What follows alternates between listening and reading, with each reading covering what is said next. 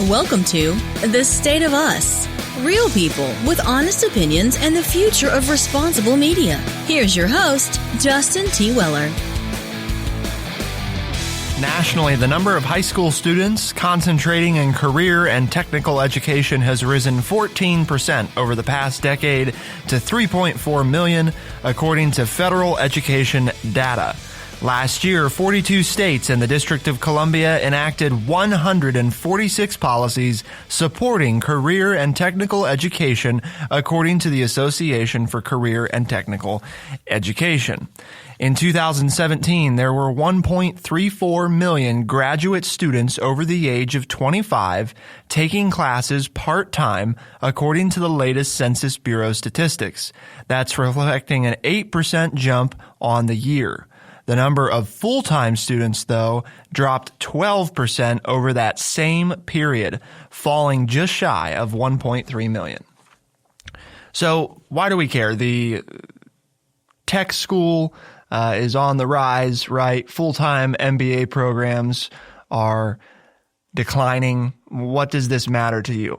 Well, it is, I think, an indicator of a potential societal shift to focusing on, with mounting student debt and the cost of higher education, more practical, immediate workforce entry, or workforce entry that is faster, or being in the workforce while furthering education. Of course, we're going to break all this down and look at it from both the student and teacher perspective. But before we do that, we couldn't begin this critical conversation without your friendly redneck liberal, Lance Jackson. Hello, everyone. Hey, talking about education. I like that. Education. I can, again, it's amazing how you pick these articles that encounter my life. Both my daughters. Did I pick this article? Both my daughters started grad school online. Oh, yeah? One this week and one next week. They're in grad school online. Yep. Look at that. While they're working instead of taking time off and going back. That's amazing. Not in the field you talked about, but still. Right. Yeah, I mean, and the grad school thing is a trend, obviously. It's not specific necessarily to the tech school topic, but I think, because again, it's the whole, right, correlation doesn't equal necessarily causation. Right. But I do think it's a shift in a trend of both of these speak to that larger issue that we've talked about before, which is it just not being as feasible for some people to go to college, I think, as it once was. And even though more people are going to college now than basically ever before, I think there's a lot of people who are the age of Caleb, our producer, who are probably looking at this and unless they think they're going to get a scholarship that pays for it, or they think that, their parents can help out either quite a bit or, fully pay for it. Unless they've got one of those two, I think there's a lot more people now in that last category looking at, maybe this isn't what I should do, because, maybe my degree is going to get me a job that pays $60,000 to $80,000 a year, and I'm going to have six figures in student debt, and I'm starting out in a pretty big hole there that I got to dig myself out of. So I think that's part of what we're seeing here, but I want to share just a little bit more about the article that's the basis of this. It's entitled "Students Get to Work at Texas School," and it was in the Wall Street Journal on June 4th. And it mentions this particular school district and kind of the approach they've taken. So this is the Birdville School District. The sprawling 110,000 square foot Birdville campus, serving about 1,700 students, opened in 2009 when many school districts had moved away from career and technical programs to focus on core classes under tougher accountability standards. But the Birdville Independent School District strove to serve students who weren't bound for college, as well as those going to college but wanting to learn more about a career. They housed the programs all in one building rather than spreading them around the district, something being seen more in other areas.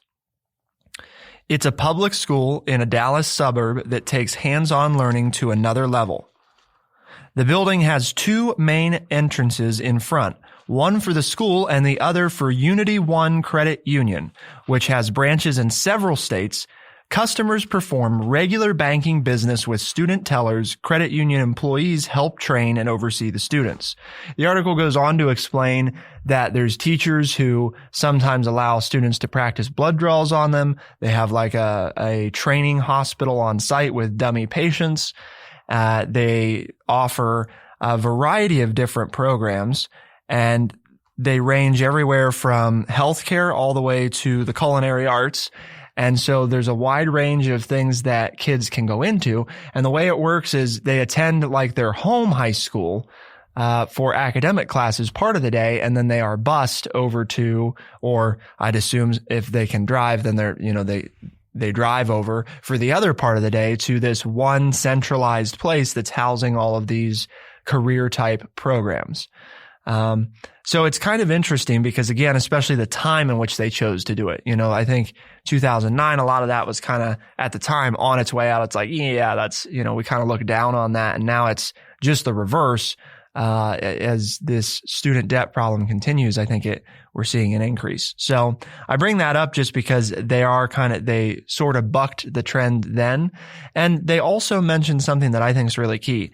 They were looking to serve students who weren't bound for college, but also those who were planning to go to college but wanted to learn about a career. Tech school doesn't have to be just for people who don't want to go to college. That is true. And I think that's important. So let's first turn to Caleb Spinner, our producer. You've got, I'd imagine, friends and peers who are thinking about this very topic right now. Is college for me? Do you see a good deal of them considering something other than college, or is the path still mostly that's what you got to do if you want to be successful? Well, mostly for us at Mechanicsburg, a lot of us plan to go to college. And so we're in the normal school system, taking core classes like anybody else would. But we do have a sizable group of kids in my grade that are going to Ohio High Point, which I think is what we have is like our version of this institute. And they're learning, I know I have 2 in like diesel mechanics or diesel engineering, stuff that I would never be able to do. A couple are nursing students. So there's quite a few in our grade that are thinking that a career would be better for them than college. Interesting. I guess not terribly surprised by that based on what we learned about some of the demographics. Mechanicsburg, for those listeners, most of whom I'm sure are not familiar, is a small village, probably about just 10 to 15 minutes from TrueChat's studio that we're recording in here. And it's a smaller neighbor of the town that we're, quote unquote, broadcasting in, Urbana, Ohio. So not too big, a couple thousand people. And we also found out a pretty low poverty rate. You got a lot of people in Mechanicsburg who work at Honda or another stable factory type job. And then you've got a lot who commute to Columbus or who have a more traditional white collar type job. So I think that's important to know and understanding too, these different areas. But Ohio High Point, and Lance, you build on this if I miss something here, because I did not attend. I went on a tour, which was something that happened while I was in school. I don't know if they still do that or not. Well, they still do. They did that when I was a sophomore. Yep. They took us there. They take you in 8th grade in Urbana. They take you in 8th grade and in 10th grade. So, okay. Yeah. Yeah, I think, yep. I'm remembering that now.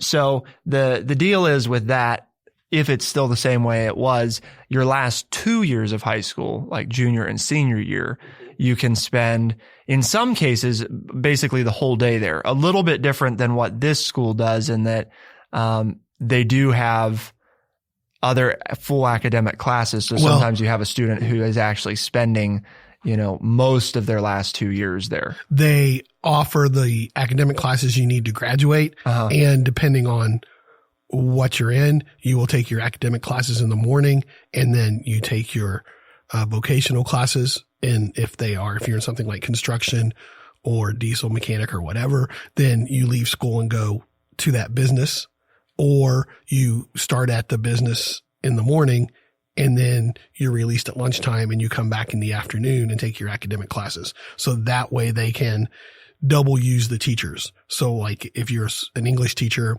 you can teach English 11, the first 3 periods in the morning, take lunch, and then in the afternoon you teach senior level English. And that way they get the most out of their teachers. So the students are in academic classes half the day and in vocational classes half the day. So the setup's very similar. Yes. The difference being, though, that these students can actually also get those core classes on the High Point campus. Most of them, typically. I mean, again, sometimes I know there's been situations where they have to come back to their home school. Well, if you want to take something, that in particular, like maybe a language class or an art class or choir or something like that, the vocational school doesn't have that specialty class. Right. And so you can come back to your home school and do that. Depending on, for most of though, with Ohio High Point, it serves, I think, 17 different high schools here in this rural area where we live. Yeah. So it's very difficult to get back home. It's not like it's a 5-minute drive for most people or even 10 or 15 minutes across town, to get back to your home school. It's for most people 30 to 35 minutes to get there. So it's very difficult sometimes to work within your homeschool structure. Mm-hmm. Did you have something else, Caleb, that you wanted to add? I was just going to say, if I remember right from my trip 2 years ago in sophomore year, they said you take your actual classes, building off of what Lance said, you take your actual classes, but then you have like 2 hours of lab time, which I think is right after the lunch. And I had looked at it because they had a media program where they did like green screen editing, and I think you'd be proud. I think they use the Adobe Creative Suite, I think. I would imagine just building off what Lance said, getting more specific with it. But. Yep. So Lance, now we turn to the educator perspective, the teacher perspective. We've talked a little bit about Caleb and what he was seeing. I know you've been out for a few years now, but I've got 2 different questions. And the first one that I want is, I'm interested to know, if you were seeing an additional move toward that, or any more students starting to consider that prior to when you left. Like I said, I know that was a few years ago, so maybe that shift hadn't started yet, but. Oh no, I was very much so.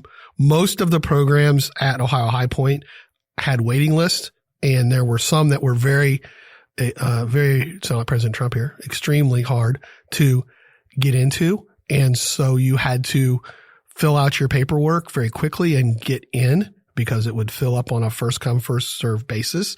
Attendance, they checked attendance because that is an aspect of the job market that is the number one with most employers in this area is, I will hire you, but are you going to come to work every day? And I know that people, like, what are you talking about? But that is a problem in today's work society. If you talk to the human resources people and the managers who run the different factories, I mean, even, not just fast food places, but the factories and every place else is, are you a dependable worker? And one thing that Ohio High Point, puts in their algorithm very strongly is, what is your school attendance? Right. Because if you don't show up, we can't teach you, which is what all schools say. But since this is an option that you don't have to, Ohio High Point doesn't have to take you like a public high school does, then that is one of their big outliers. It was always big. So I won't say that I saw a bigger move toward it with our socioeconomic background. I very much, and a lot of us would tell kids about Ohio High Point, that, you don't have an interest in college. You don't like school. You want to get a job and go to work and raise a family. There were a number of students who were in my class and who lived in Urbana, who that's what they wanted. That was their goal. And as I always told them, that's fine. If that's what you want, then go after it. You only, as I've said many times on this show, you only go to college if that's what's required to do the job you want. Well, as I've said, you should, right? Because lots of people who don't. But as I never was I was an unofficial advisor of students. I said, the only reason I would tell them my story, the only reason I went to college was because I wanted to be a teacher, and they said you had to have a college degree to be a teacher. That was the only reason why I went to school. And I was a good student, but didn't enjoy school. I didn't like the structure. I didn't like, the attitudes. I didn't really care for the teachers that I had. I was a rebellious youth. Whoa, really? Lance was a rebellious youth? Okay. But I think that, so I wouldn't say that I saw an increase in this. I think it's something that we have always used. What I saw change was the perception. Mm-hmm. When Ohio High Point first opened, people looked at it as, oh, that's where the kids who were in trouble went. Right. And I worked very hard because I would go on the field trip because my last half of my career, I taught sophomores. And so I would go on the bus with the sophomores and I would go up there and I would come back and talk to parents at parent teacher conferences and say, oh no, you want to send them to High Point. Oh, you don't want to send them to High Point because when I was in school, that's where all the druggies and all the troublemakers were, and all that kind of stuff. And so I don't want to send my child there. I said, no. You need to go up there and visit now because it's a totally different atmosphere. It's very challenging. It's very competitive. And that's the change that I saw. Mm-hmm. Not the number of students attending, but where it went from, well, we'll just take whatever because we're starting, to a very competitive environment where students are learning many things and are being successful. And now people want to get in. So that's the change I saw is the makeup of it. As far as the student population and the attitude of the parents towards having their children attend the vocational school became much more positive. We've got another educator perspective here in a moment. But before we get to that, it's important that we take a moment, Lance, and remind people why we're doing this. Why are we here? Well, we're here because TrueChat wants to educate people by providing honest, open, and respectful conversations. Why are we here? That sounded like you were going to go into the meaning of life or something. Well, I can do that too. I've got one of those. We did that episode once. Mm-hmm. It's been a while, but we did I think a meaning of life type episode. So it's pretty dope, Caleb. Oh, there you go. Hey, he's using it finally. Pretty dope. Oh no. Oh boy. I've gotten to him just as much as he's gotten to me, Justin. Apparently. So we'll turn to our producer here in a moment for our debate of the day. But before we do that, we are going to take a moment to hear from one of our sponsors. Welcome back.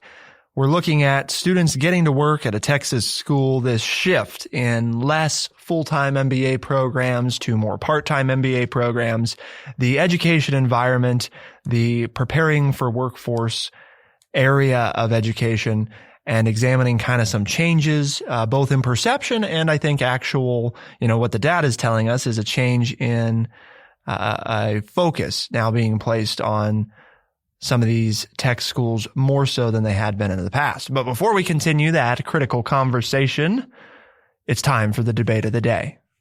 We'll see if he did better than last time, Lance. What do you think? So what's that? Oh, I'm picking a topic, I guess. Oh, this isn't one of my favorite parts of the show. I just play along. So whatever you guys want to do. Okay. So the past couple recordings we've done food, and I think our people like that. So we're going to stick with food. You mentioned it last recording. Oh. Is a hot dog a sandwich? We're going to go into that. Yes or no? Sure. You think so? There you go. Do you like hot dogs? I love hot dogs. Okay. Hot dogs are great. 4th of July, hot dog, hamburgers, love it. But so I did a little homework on this, and I have the actual definition of a sandwich here. Okay. From the Earl of Sandwich? I've heard of that. I forget what we're referencing though. Oh, that's where supposedly that's where the term sandwich came from. That the historical. A royal person was having issues with the food, so he took a couple slices of bread, and whereas in the day you just took your bread and you dipped it into, there were vats of food and you just dipped your bread into the food and you ate a lot like, the Last Supper and all that kind of stuff, the biblical reference. That was the way people ate. Well, he decided he didn't like that. It was too messy. So he just took 2 pieces of bread, took the food, put it together, bam, named after him, the Earl of Sandwich. Right. The Earl. So a sandwich is defined as an item of food consisting of 2 pieces of bread with meat, cheese, or other fillings between them, eaten as a light meal. A light meal?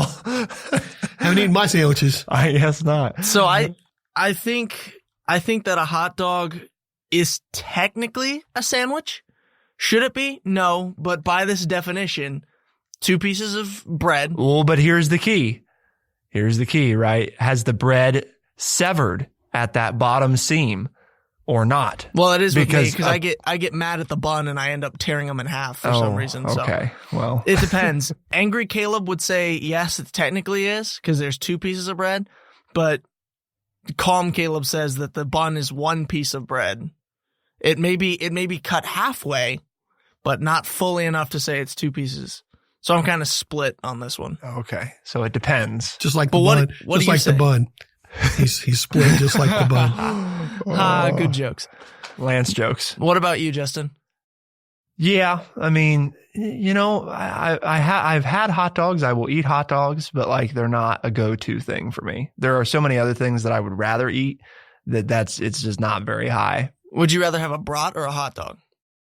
Ooh, well, that depends a lot on the brat. Cheddar filled. Yuck. Dad loves those. And they're all right, I think. There you go again, insulting your parents on the program. Oh my goodness. I don't like your brats, Dad. I don't like your baking, Mom. Whatever. He's got a weird taste. Yeah. So I think it's that technical component, since apparently a sandwich has to be 2 pieces of bread. Then if the bun has not split all the way into 2, then it is not a sandwich. So it just depends on the bun. It depends on the bun. Is that what we're going with? Depends on the bun? It depends on the bun. All right, there you go. Your debate of the day. Let us know your thoughts at TrueChat.org. Lance, getting back to education here. Yes, sir. We educated some people today on what constitutes a sandwich, but we want to talk a little bit more about tech school and whether or not you think this shift, and you've kind of highlighted it, is a positive one. And before you answer, part of what I think we've discussed before is there's a give and take to all of this, right? If kids, while in high school, are going to spend more time doing this, that means something else is giving, right? I mean, somewhere. Maybe that thing is something we don't see as valuable. But you've also discussed a lot that we don't probably provide our students with enough life skills. So I guess part of what I'm curious about is, how do we find that balance in the ideal world? Of education or the world at large, or? Well, I guess I'm not sure. I'll let you. Where are you going there? I'm saying we have an increase in kids going to tech school. Right. And that means that they're spending less time at like their home, traditional academic rigor. Right. Or traditional academic path. And you and I have also talked about, we think that more life skills, civic type skills should be added probably to the curriculum. So where do we find this give? Because we're big on solutions. What are we going to say? These are the areas that we want to spend a little less time in so that we can spend more time in these tech and separately civic areas. Are you setting me up or what? Because I just had this conversation with a teacher friend of mine this morning in the parking lot. Really? I dropped my wife wanted me to take her to work today, and I took her to work and met up with a former colleague, and we talked for about 15 minutes, and we had this exact conversation. And that is, schools, for the most part, should be, and this is my feeling, were and should be places to train people how to be citizens of a community. And we have gotten away from that. And I think it's standardized testing. And that is, we're going to test for your English skills. We're going to test for your science knowledge. We're going to test for your mathematical equation knowledge. And we have forgotten that that's not what schools were set up to be. You learn to live in a community. You learn to get along with others. You learn to play well with others. You learn how to sit quietly, wait your turn, all of these things. And that doesn't matter anymore. All that matters, what we push in education, is you have to score well on these tests. And we're always trying to find new ways to come up with ways that students can show their intelligence or their ability to pass this test. And we've let fall by the wayside that it's important to be on time. It's important to show up. It's important to get along well with others.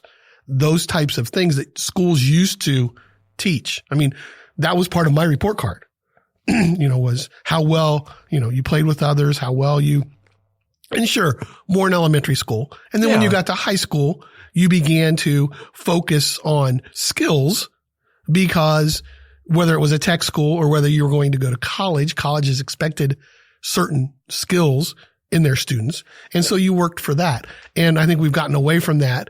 And I think we need to revamp that. I think you start by getting rid of all the high stakes testing, and you go back to teaching people how to be citizens of the nation.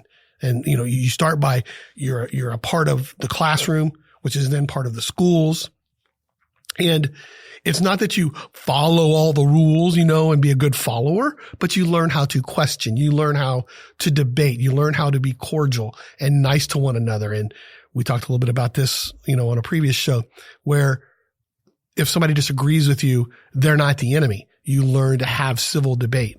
Those are the things that I think we've lost that we need to bring back. And the way to do that is to get rid of these high stakes testing. So you think in getting rid of the high stakes testing, then we can kind of filter where we sacrifice maybe some of these things that we spend time on now based on demand. In other words, we say we know we need civics and we know we want kids to have these opportunities to go explore careers. And for example, just hypothetically, you find that you have a lot of kids that are exploring a career option where they don't need chemistry, just say, right? So that means that maybe now, instead of having, everybody in 11th or 12th grade, or most everybody going through chemistry, now we only have half the grade going through chemistry. So we don't have to spend as much time in that subject area because there's just not the kids that need it. Well, but here's the thing, okay? Those kinds of classes are important because of the way they get you to think and to process information, okay? But the be all end all isn't how many mathematical problems can you do in chemistry, which is what the high stakes testing does. So I'm all about the experiential of taking the class. But I'm also real. I taught for 30 years, and students liked my class for the most part. Not all of them, but most of them did. And when I see them 20 years later, they can tell me one or two things about the 140 days that I taught. Right. Because when you take testing and this and, other things that you miss, you really only, teach 140, 150 days. So I taught them 1,000 things in a school year, and they enjoyed my class and they paid attention, and they remember one or two. So what did they learn in my class? Well, they learned they said, I learned how to think. You taught me how to question what's going on around me, how to solve problems, how to recognize a problem. So that's what our classes should do, not teach them information that they can then regurgitate on a high stakes test. And then that shows that, gee, I'm really smart. Because then, as you always point out, you don't have life skills. And so we should use chemistry, history, English, calculus. I'm not anti those classes. Mm-hmm. I think that's good for people to take. However, our focus should be on teaching people how to think and problem solve on their own, not perform on a test at the end of the class. And I've mentioned before, I think part of that has to include when we talk about these skills that we're teaching, part of that has to be, and it's just upsetting right now that it's not part of it. We spend a ton of money on public education, and I understand why the districts make the choices of teaching the way they do, because again, that's how they're evaluated, is based on the high stakes testing. So I'm not down on them for doing it necessarily as much as I am on, I think, back with Lance. We have to look at as a society, should somebody be able to go through high school and not understand how a bank works? Should they be able to get their diploma and not get that? Should they be able to get their diploma and not understand the difference between what your city does, your state does, and what the federal government does? Should they really, should they not understand how voting works? I mean, there's things like that to me that we're just so blatantly missing, that you can teach those things while teaching some of these skills that we're talking about. And I think that's where the rubber meets the road, right? Is once you're out of here, these things you're going to have to do in day-to-day life. Maybe, taking out loans and how that works. But we don't. I mean, it's not right, because that's not what schools, you said it, that's not what schools are graded on. Right.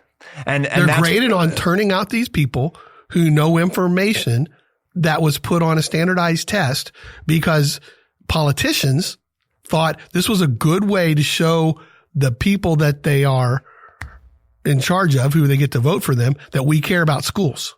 Right. And what we've done is created disinterested citizens who know stuff, but who can't function in the real world.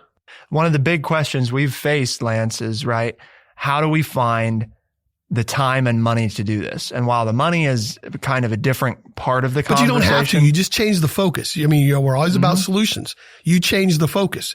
You get away from high stakes testing and you start to do the kinds of things and teach the kind of things that we do. And it doesn't, well, my whole point is it doesn't matter what the curriculum is. You teach people the way to think. That's the bottom line. Okay. Dr. Seuss, the places you will go. Okay. And also, Diff and Doofer School. Okay. It's a book about high stakes testing. And it's like, I don't care about my students taking the test because I taught them how to think.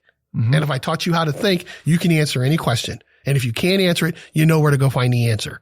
And in today's world, that's the important thing. With all these devices and all these search engines and everything else, you really don't have to know anything. You have to know where to go look to find your answer. And how to look efficiently. I mean, I had to look right. I mean, I used to have to go to the library and look up 6 books and da-da-da. Now you type in, if you type in the correct words in the correct order, you can find your answer very quickly.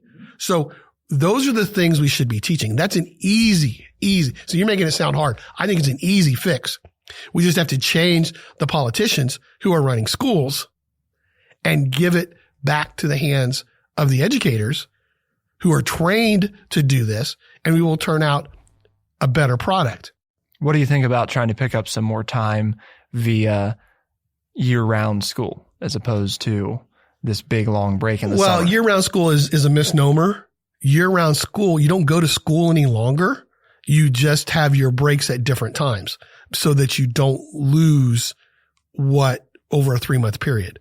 So what you do is you still go to school the 4 quarters or the 4 9 weeks or whatever, but you have 3-week breaks in between, which is fine. But again, you have to change that means changing the whole model, because you would go to school, let's say July, August, and September, then have a fall break, and then go back to school October, November, December, break in January, and then go to school, Right. I mean, that changes everything with what everybody's to. But if you're worried about educating people, that is the best thing to do. Mm-hmm. I mean, I totally buy into it, and I would enjoy it as an educator, because then it allows me to travel and vacation at different times of the year where you run into problems. Okay. And that is with your athletics and all these other things that really shouldn't be the reason for school. You would go to a European model where things would be a club sport and school would have intramurals. Mm-hmm. But it's a whole, I understand the Pandora's box and everything else that you're opening up. But if you're really, truly concerned about the education process, that is the way to go. Tech schools on the rise. Full-time MBA programs are declining. Let us know your thoughts at TrueChat.org, at TrueChat.org, Facebook, Twitter, and other social media. So please reach out. Let us know your thoughts. Lance, we've challenged people to bring us new listeners this year because we've heard good things from those who tune in, right? I mean, they're telling us that this is information that a lot of them don't get to hear either about at all, or they don't hear very much about through their other sources. So we're pleased to be able to bring, hopefully, that perspective to you. And so what are the ways that they can encourage others to engage in this experience? Apple Podcast, Stitcher, Spotify, and anywhere else fine podcasts are found. Excellent. For The State of Us on TrueChat in Urbana, I'm Justin T. Weller. I'm Lance Jackson. And I'm Caleb Spinner. Thank you so much for tuning in. We'll see you next time. Be the change.